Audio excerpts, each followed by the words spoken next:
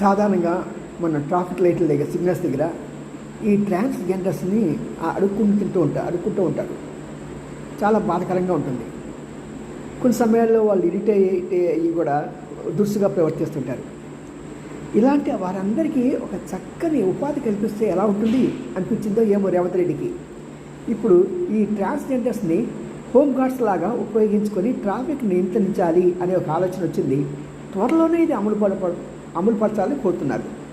కాబట్టి విధి విధానాలు త్వరలో తయారవుతాయి.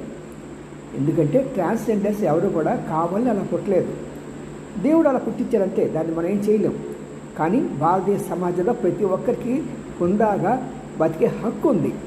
ఆ హక్కుని ఇంతవరకు ఏ ప్రభుత్వం కూడా గుర్తించలేదు, వారికి సరైన అవకాశాలు ప్రసాదించలేదు.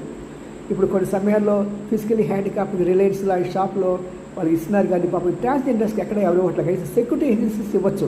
వాళ్ళు చాలా స్ట్రాంగ్